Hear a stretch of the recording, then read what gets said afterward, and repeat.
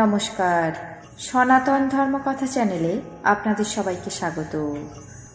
আজ শ্রাবণ মাসের 20 তারিখ বুধবার, শুক্লপক্ষের দ্বাদশী তিথি। মহাভারতের আদি পর্বের 119তম অধ্যায়ে পাণ্ডুর রাজ্য ত্যাগ পর্ব শুরু করব। নারায়ণং নমস্কৃত্য নরং চৈব নরোত্তমং দেবীং সরস্বতীং ব্যাসাং ততো জয়মুদীরয়েৎ।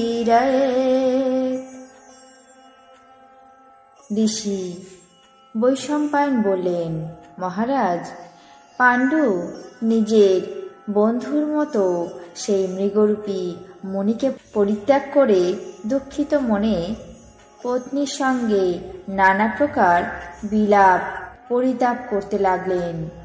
সেই সময় তার মনে হলো যে যথেচ্ছাচারী দুরাত্মারা সদ্বংশে জন্মগ্রহণ করলেও নিজের কর্মদোষে অশেষ দুর্গতি ভোগ করে।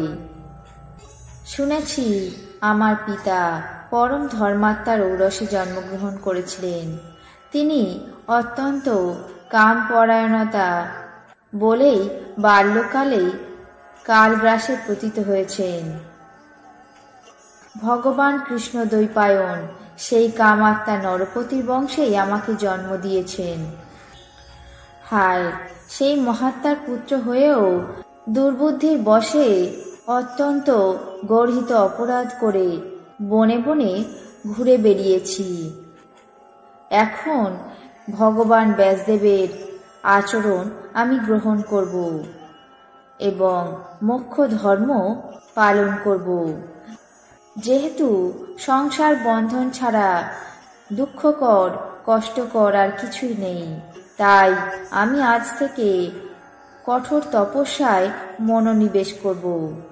পত্নী এবং অন্যান্য বন্ধুদের পরিত্যাগ করে একাই আশ্রমে আশ্রমে ভ্রমণ করব। রাজসুখ পরিত্যাগ করে ধূলি ধূসরিত শরীরে শূন্য গৃহে কিংবা বৃক্ষমূলে শয়ন করব। কি শোক, কি হর্ষ, কোনো কিছুরই প্রভাব হবে না। নিন্দা কিংবা প্রশংসা উভয়কেই সমানভাবে জ্ঞান করব। কারো আশীর্বাদ বা নমস্কার গ্রহণে ইচ্ছুক হব না। সুখ দুঃখের বশীভূত হব না। কারো উপহাস কিংবা ভ্রুকুটি দেখব না। সর্বদা আনন্দিত মনে সর্বভূতের মঙ্গল কামনার জন্য তৎপর থাকব। কি স্থাবর, কি জঙ্গম, কারো কখনো হিংসা করব না। সকল প্রাণীদেরকে নিজের সন্তানের মতো দেখব। জীবন ধারণের জন্য বৃক্ষদের কাছে ভিক্ষা চাইব। যদি তারা ভিক্ষা না দেয়, তবে 5 জনের বাড়িতে গিয়ে 10 জনের ভিক্ষা গ্রহণ করব। তাতে যা পাওয়া যাবে তা অতি অল্প হলেও তাই দিয়েই জীবন ধারণ করব। অধিক লাভের আশা কখনো মনে আনব না। যেদিন ভিক্ষা করে কিছুই পাওয়া যাবে না, সেই দিন উপবাস করেই থাকব। ক্ষতি এবং লাভ সমানভাবে জ্ঞান করব। কি মঙ্গল, কি অমঙ্গল কোনো কিছুই চিন্তা করব না। কোনো মাঙ্গলিক ক্রিয়ার কাজ করব না। ধর্ম, অর্থ, লোভ সমস্ত ত্যাগ করব। সকল পাপ থেকে বিমুক্ত হব। সমস্ত বন্ধন অতিক্রম করব। কারো কখনো বশীভূত হব না। নিজের অভিলাষ পূর্ণ করার জন্য নিস্তেজ লোকের মতো কারো সেবা করব না।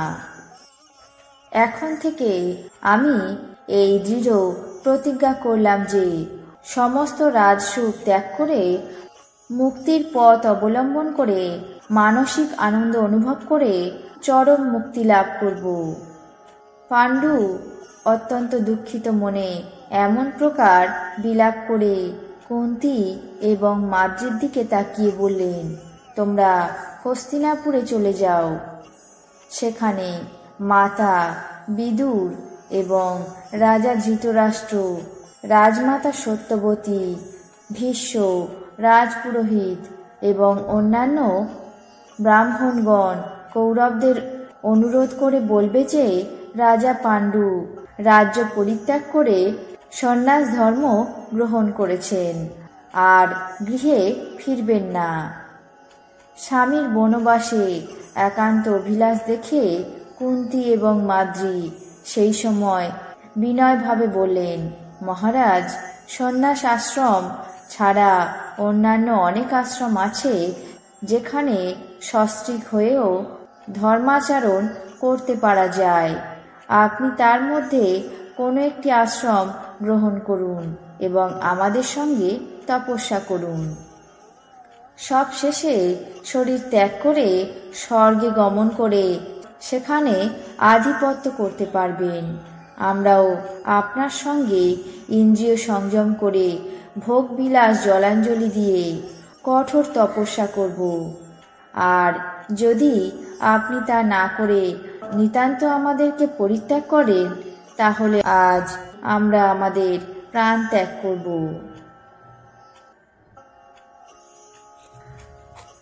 আজ মহাভারতের আদি পর্বের 119তম অধ্যায়ে পাণ্ডুর রাজ্যত্যাগ পর্ব এখানেই শেষ করছি।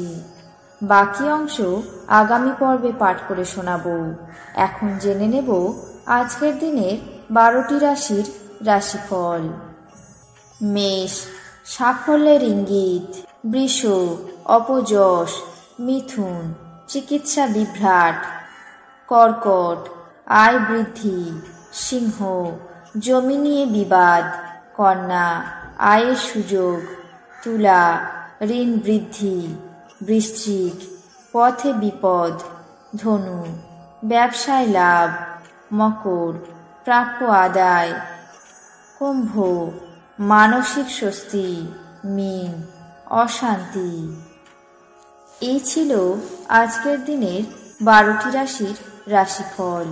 আপনাদের কেমন লাগলো তা অবশ্যই কমেন্ট বক্সে জানাবেন। চ্যানেলটিকে সাবস্ক্রাইব করবেন, লাইক করবেন, শেয়ার করবেন। ধন্যবাদ।